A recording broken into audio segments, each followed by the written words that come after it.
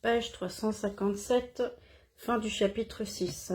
L'avènement du consumérisme a aussi coïncidé avec les débuts de la révolution managériale, laquelle, dans ses premières manifestations, s'est traduite par un assaut contre les savoirs populaires.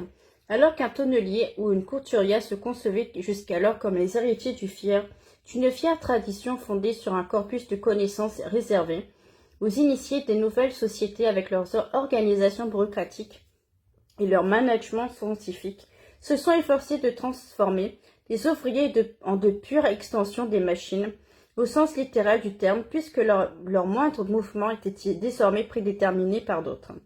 Il nous faut tenter de comprendre pourquoi cette entreprise a connu un succès si retentissant. Car indéniablement, une génération plus tard, tout avait changé. Le producérisme avait cédé à la place au consumérisme. Le fondement du statut social, comme le dit Harry Braverman, n'était plus la capacité de fabriquer des choses, mais celle de les acheter.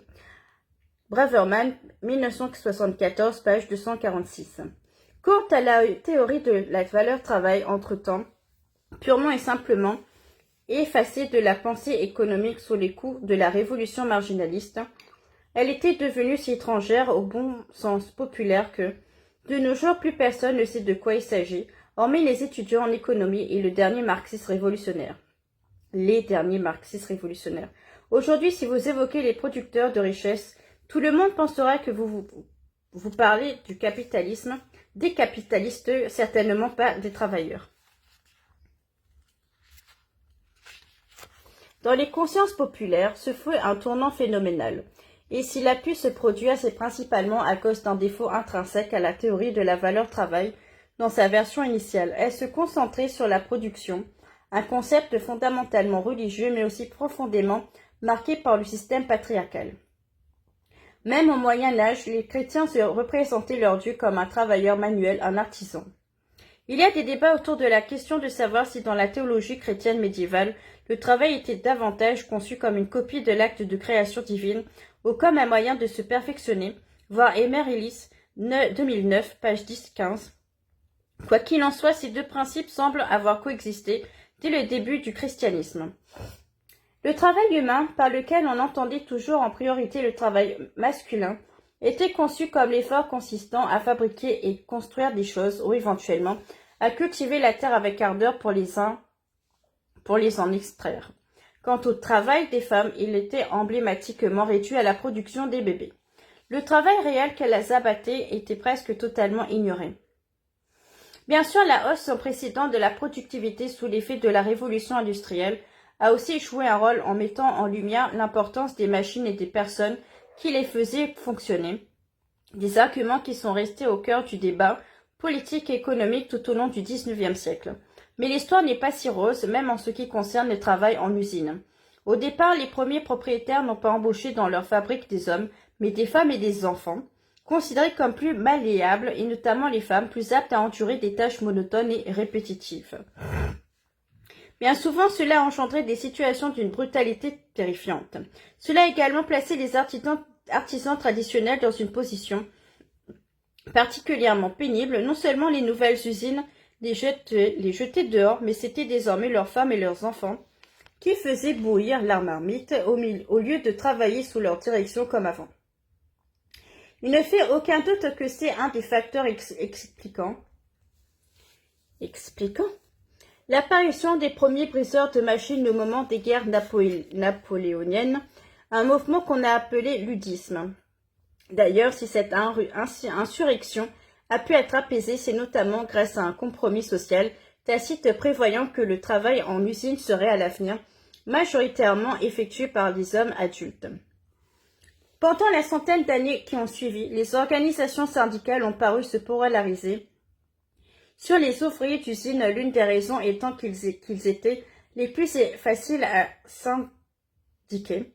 Voilà pourquoi aujourd'hui la seule mention de la classe ouvrière fait instantanément naître dans nos esprits des images d'hommes en bleu de travail, s'échinant sur des chaînes d'assemblage. Au point qu'il n'est pas rare d'entendre dans la bouche d'intellectuels bourgeois, tout à fait intelligents par ailleurs, que la classe ouvrière britannique ou américaine, par exemple, a disparu en même temps que le travail en usine. Peut-être croient-ils que ce sont des androïdes ultra sophistiqués qui conduisent leurs bus, taillent leurs ais, installent leurs câbles électriques ou changent les bassins hygiéniques de leurs grands-parents. En réalité, jamais dans l'histoire le travail en usine n'a occupé la majorité des ouvriers. Même du temps de Karl Marx ou de Charles Dickens, les quartiers urbains ouvriers abritaient infiniment moins de mineurs, d'employés du textile ou de métallo, que de cireurs de chaussures, d'éboueurs, de cuisiniers, d'infirmières, de chauffeurs de taxi, d'instituteurs, de prostituées, de concierges ou encore de marchands des quatre saisons. Peut-on dire de ces emplois qu'ils sont productifs? Si oui, dans quel sens et pour qui? Qui produit un soufflet? La plupart du temps, dans les débats sur la valeur, nous préférons écarter toutes ces questions à cause, justement, des ambiguïtés qu'elles comportent. Or, ce faisant, nous occultons un aspect fondamental de la réalité. Nous refusons de voir que le travail ouvrier, qu'il soit accompli par des hommes ou par des femmes, consiste moins souvent à taper au marteau, tailler la pierre, soulever de lourdes charges ou moissonner les champs des tâches typiquement féminines à nos yeux, s'occuper de ses semblables, tenter de répondre à leurs demandes et à leurs besoins, expliquer, rassurer, anticiper les désirs ou les pensées de ses supérieurs, mais aussi tout ce qui concerne le soin, la surveillance et l'entretien apporté aux plantes, aux animaux, aux machines ou à d'autres objets. Cet aveuglement n'est pas sans conséquence. On l'a vu par exemple en 2014 lors d'une grève de transport londonien, déclenchée après que le maire de la capitale lui annonçait son intention de fermer une bonne centaine de guichets de vente de tickets, ce qui ne laissait plus subsister dans certaines stations que des automates. Sur la toile, des tenants de la théorie marxiste ont commencé à débattre pour savoir si les travailleurs menacés de licenciement avaient ou non des jobs à la con. L'une des logiques mises en avant a été la suivante. Soit un employé crée de la valeur pour le système capitaliste. Or, manifestement, les capitalistes jugeaient que ce n'était plus vrai de ces emplois-là. Soit il remplit une fonction sociale, ici la vente de tickets, dont la nécessité est évidente dans tout système capitaliste ou non. Or, ce n'était pas non plus le cas puisque dans un régime intégralement communiste, les transports seraient gratuits. Ben ouais. Comme on pouvait s'y attendre, j'ai été invité à intervenir dans la discussion. Pressé de donner une réponse, j'ai choisi de renvoyer mes interlocuteurs à un tract diffusé par les grévistes eux-mêmes et intitulé « Conseil aux usagers du métro londonien du futur ». On y lisait notamment « Merci de vous assurer que vous êtes parfaitement familier des 11 lignes et 270 stations de réseau avant d'entreprendre votre voyage. Crochet 3 petits points. Merci de vérifier au préalable qu'il n'y aura ni retard, ni accident, ni procédure d'évacuation, ni aucune autre situation d'urgence au cours de votre trajet. Merci de ne pas être handicapé, ni pauvre, ni nouveau venu à Londres.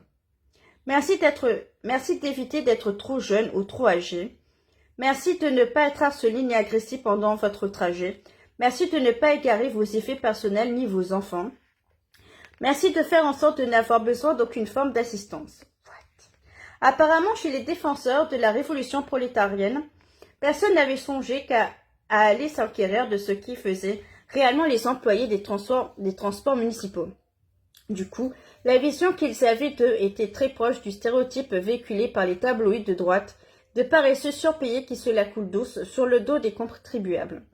En réalité, les activités quotidiennes des employés des transports s'apparentent plutôt à ce que les féministes appellent le travail de care ou travail aidant, et leur journée ressemble sans doute davantage à celle des infirmières qu'à celle des maçons. Mais on s'arrange pour faire disparaître des comptes de l'économie toute la dimension de prise en charge que comportent les emplois ouvriers, exactement comme on en efface les soins dispensés gratuitement par les femmes. Certes, en Grande-Bretagne, cette dimension traditionnelle transparaît encore dans la culture populaire qui est largement un produit de la classe ouvrière elle-même. Ainsi, les gestes, les habitudes, les rythmes caractéristiques du travail des ouvriers et de la façon dont ils s'encouragent les uns et les autres se reflètent dans la musique, la comédie et la littérature pour enfants. Mais cela ne veut pas dire qu'on y voit un travail source de valeur en soi. Le travail étant et tourné vers autrui implique toujours une part d'interprétation, d'empathie et de compréhension. Dans une certaine mesure, on pourrait dire que plus qu'un cas de travail, il est simplement la vie. Du moins la vie telle qu'elle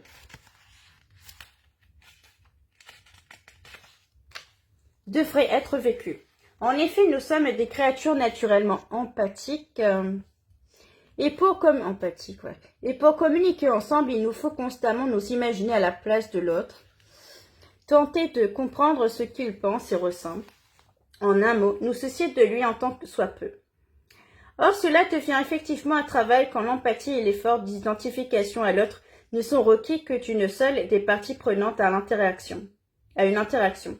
L'élément clé dans la marchandisation du travail aidant, ce n'est pas tant le fait que certaines personnes se préoccupent de leurs semblables, tandis que d'autres ne s'en préoccupent pas, c'est le fait que quiconque paie pour des services, voyez comme on se retrouve l'ancien terme féodal, se croit dispensé de ce travail interprétatif, visant à comprendre la pensée de l'autre. On l'observe dès qu'un individu travaille pour un supérieur, même s'il est maçon par exemple. Les subalternes se doivent d'être en permanence aux aguets pour tenter de déterminer ce qui trotte dans la tête de leur patron. Ce dernier n'a clairement pas ce souci. Aussi, il n'y a rien d'étonnant à ce que, comme le montrent de nombreuses études de psychologie, les personnes d'extraction ouvrière se révèlent plus douées pour lire les sentiments des autres, plus empathiques et plus soucieuses de leur prochain que celles nées dans des milieux plus aisés. Parmi les travaux classiques sur ce sujet, on peut citer Krauss, Coté et Keltner, 2010, ou encore Stellar, Manzo, Krauss et Keltner, 2011. En un sens, ce talent à décrypter les émotions d'autrui est directement lié au contenu des emplois occupés par la classe ouvrière.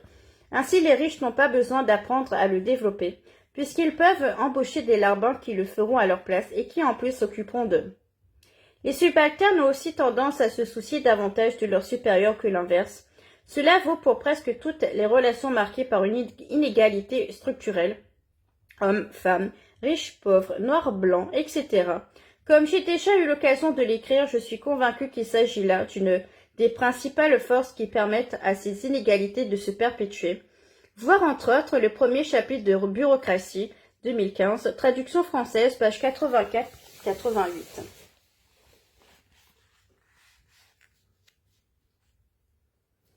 Dans le même ordre d'idées, on peut considérer, et c'est ce que font de nombreuses économistes féministes, que tout travail est une forme de soin et d'attention à l'autre.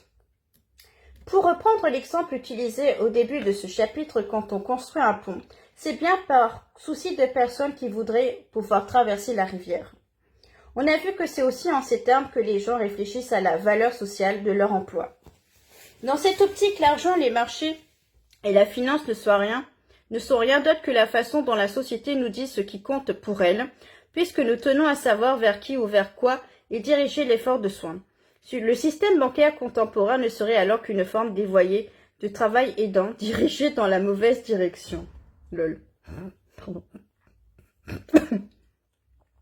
Toute cette dimension est opportunément occultée lorsqu'on postule que seul le travail productif est doté d'une valeur et surtout qu'il est exclusivement incarné par la figure de l'ouvrier d'usine. Dans une telle représentation, ce dernier est celui qui accomplit le tour de magie par lequel des voitures, des sachets de thé ou des médicaments peuvent être produits et comme expulsés des fabriques au terme d'un travail aussi douloureux et mystérieux que le travail des femmes pour produire les bébés. Rien de plus facile ensuite pour les propriétaires d'usines que de clamer. Vous voyez bien que les ouvriers et les machines qu'ils pilotent, c'est la même chose.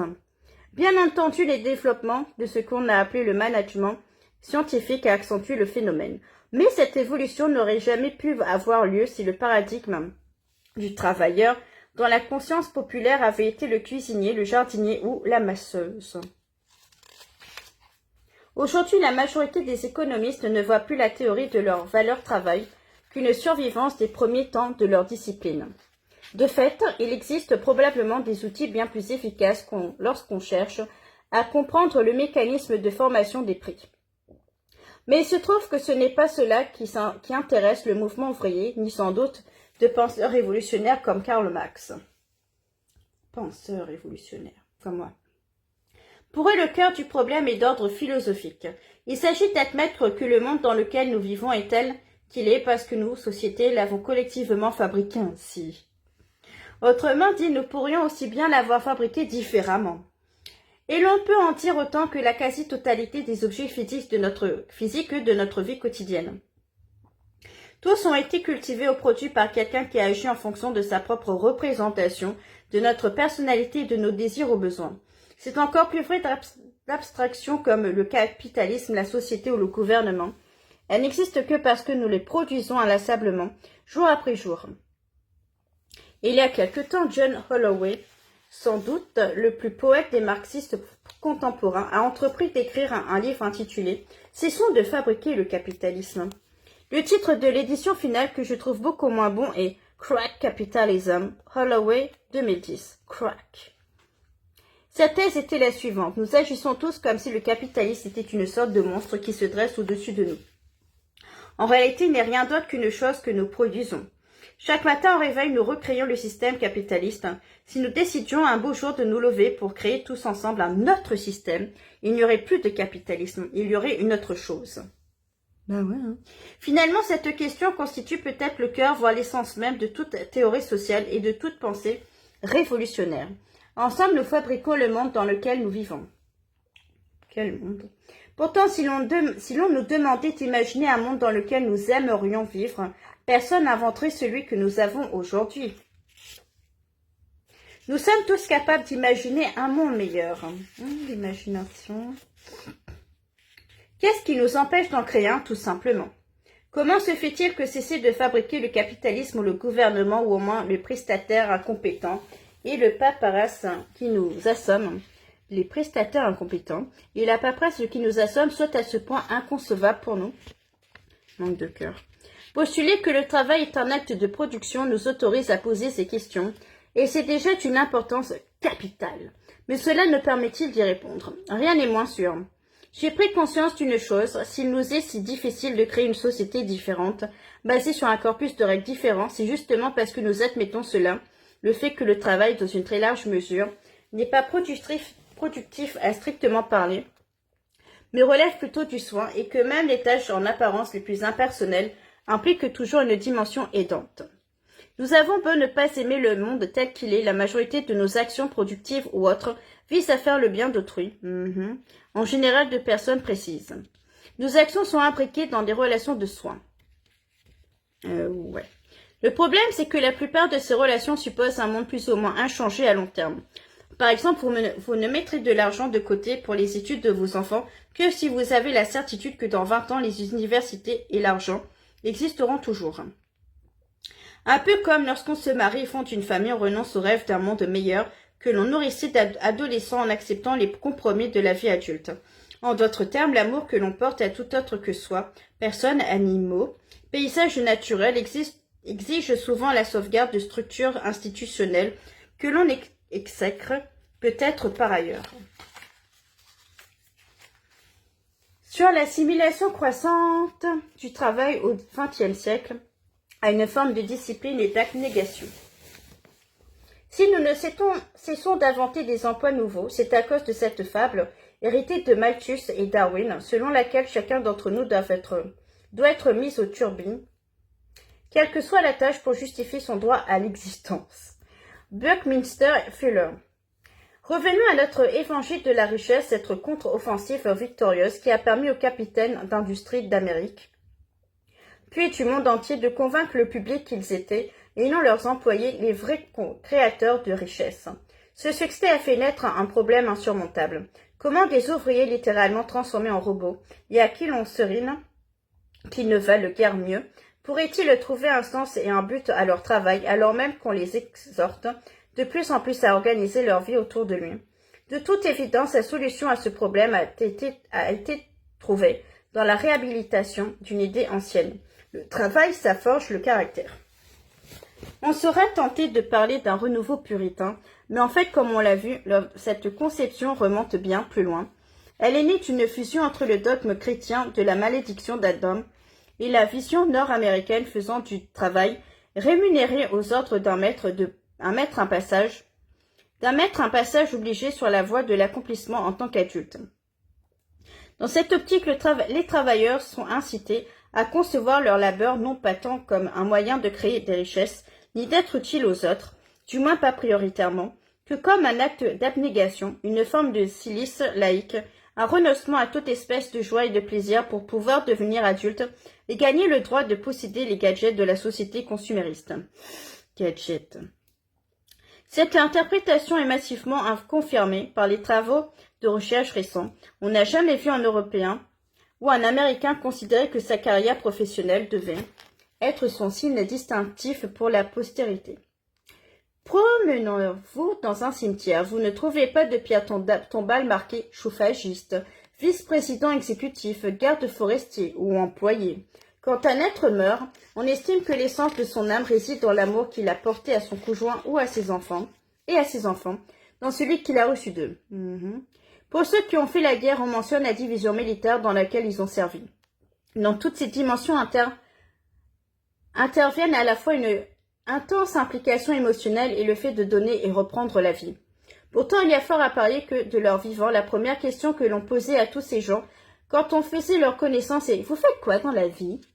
Paradoxalement, c'est toujours vrai aujourd'hui, même si l'évangile de la richesse et le consumérisme qui l'a impulsé sont censés avoir changé tout cela. En théorie, dans cette nouvelle ère, notre personnalité ne devrait plus s'exprimer par ce que nous produisons, mais par ce que nous consommons, notre style vestimentaire, nos goûts musicaux, nos équipes sportives favorites. Depuis les années 70 en particulier, chacun est invité à se trouver une petite tribu dotée de sa sous-culture spécifique. Cela peut être les fanats de science-fiction, les amoureux des chiens, les passionnés de paintball, les toxicos, les supporters des Chicago Bulls ou les Manchester United. En tout cas, certainement pas les dockers ou les analystes de risques naturels. En fait, la plupart d'entre nous préférons nous définir par toute autre chose que notre job. Voici un extrait souvent cité du livre de Stuart Terkel, Rockin'. À moins que le gars soit ma boule, jamais il pense à son boulot et jamais il en parle. Au baseball peut-être ou à la cuite de l'autre jour, ou s'il a fait une touche ou s'il n'a pas fait une touche. Il y en a peut-être un sur 100 qui s'excitera sur son boulot. 1972, p. 10, 20, 30, 34, traduction française, 2005, page 39. Pourtant, dans le même témoignage, on lit aussi « Faut bien que quelqu'un le fasse, le boulot. Si jamais mon gamin va à l'université, je veux juste qu'il ait un peu de respect. » Ibid, page 40. Là,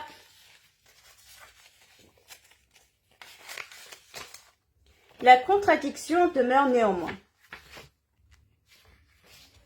Au tir de beaucoup, le travail est ce qui donne son sens profond à leur existence. Et le chômage a des effets psychologiques dévastateurs. Le XXe siècle a fait fleurir une quantité astronomique d'enquêtes, d'articles d'essais et d'études ethnographiques sur le travail, au point que les recherches sur ce thème semblent désormais constituer une petite industrie à part entière.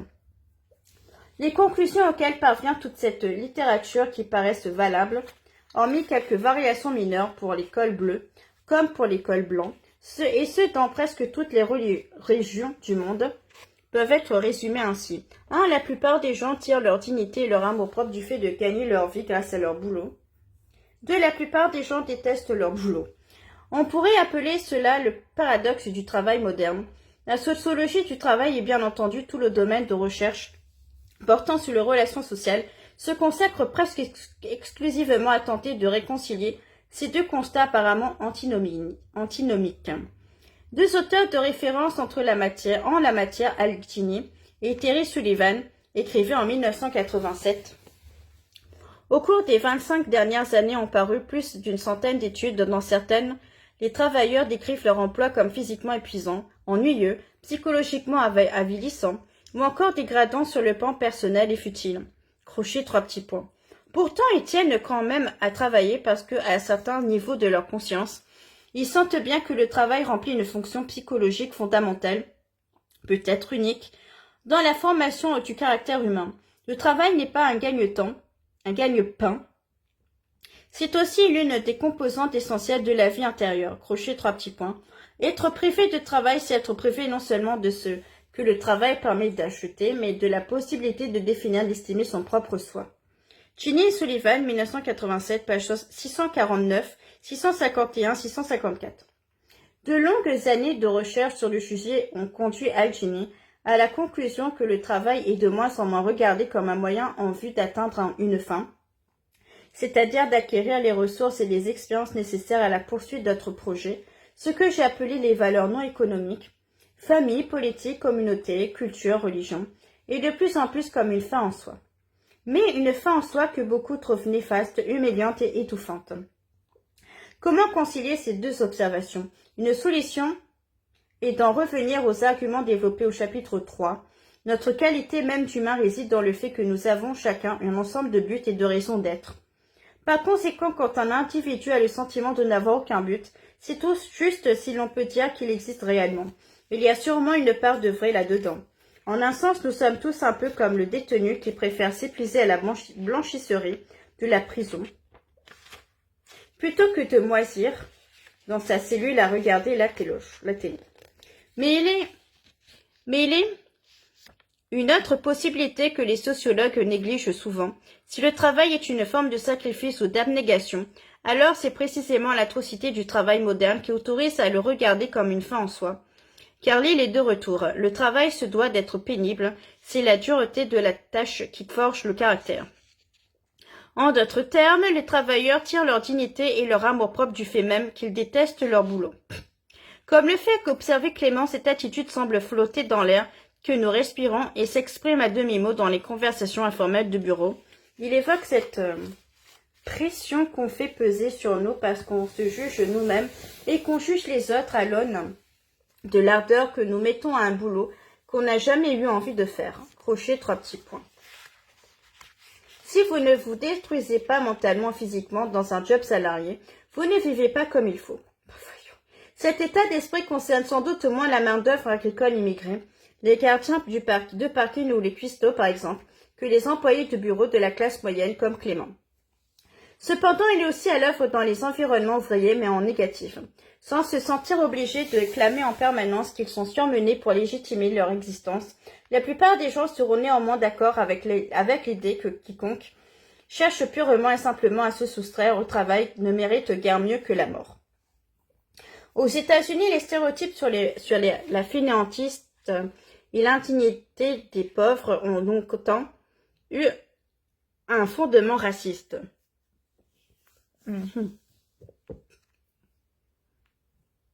Des générations d'immigrés ont appris que pour devenir des bons Américains durs à la tâche, ils devaient traiter par le mépris les descendants d'esclaves, supposément indisciplinés, de même qu'on a enseigné aux travailleurs japonais à dédaigner les Coréens et aux Anglais à en faire autant avec les Irlandais. Sérieux?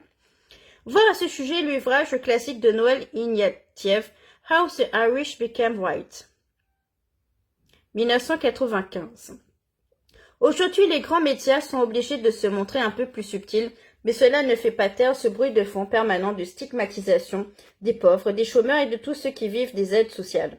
Le pire, c'est qu'une majorité de la population semble embrasser la vision des moralistes contemporains, qui peut se résumer ainsi. Notre société est envahie par ces gens qui voudraient tout pour pas un rond. Si les pauvres sont pauvres, c'est parce qu'ils n'ont pas la volonté ni la discipline qu'il faut pour travailler. Une personne qui bosse dur, plus qu'elle ne le souhaiterait, a une tâche qui lui déplaît, et de préférence sous les ordres d'un chef sévère, mérite le respect et la considération de ses concitoyens.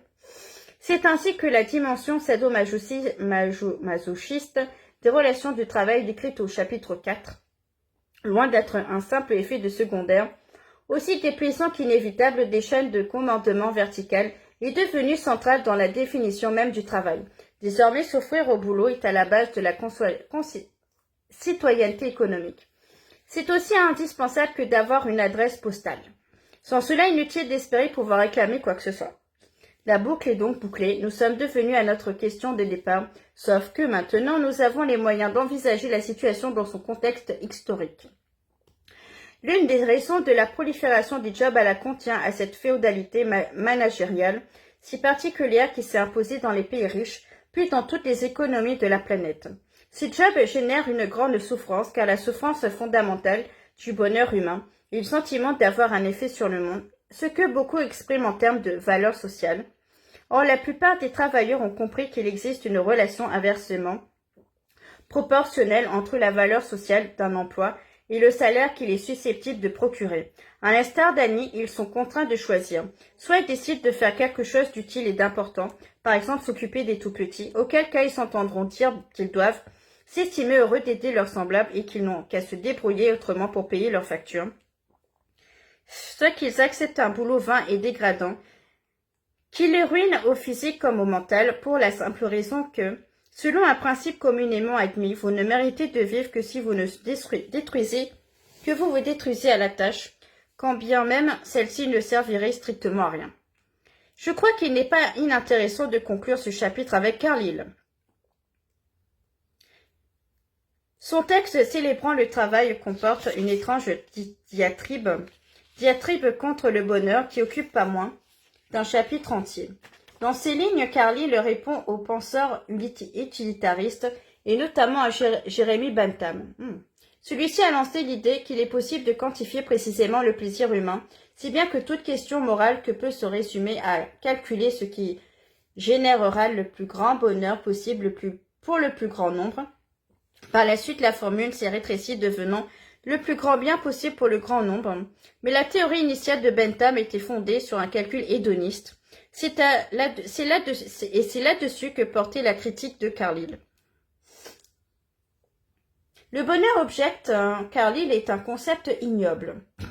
Le seul bonheur qu'un brave homme se soit jamais mis en peine de réclamer instamment, c'est un bonheur qui lui suffise à accomplir sa besogne. Crochet, 3 petits points. C'est après tout le seul malheur pour un homme qui ne puisse pas travailler, qui soit entravé dans l'accomplissement de sa destinée d'homme.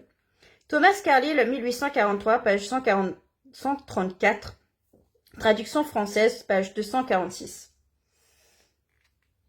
Bentham et les utilitaristes pour qui la vie humaine n'a d'autre but que la recherche du plaisir sont en quelque sorte les précurseurs philosophiques du consumérisme moderne, lequel continue de se justifier par une théorie économique de l'utilité.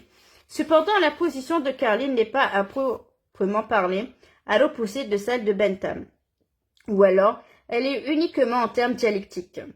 On se trouve dans la situation où deux camps apparemment adverses se livrent une guerre permanente, sans voir que cette lutte les conduit en fait à se réconcilier, à un niveau supérieur faisant naître une unité qui ne pouvait exister sans chacun des deux pôles.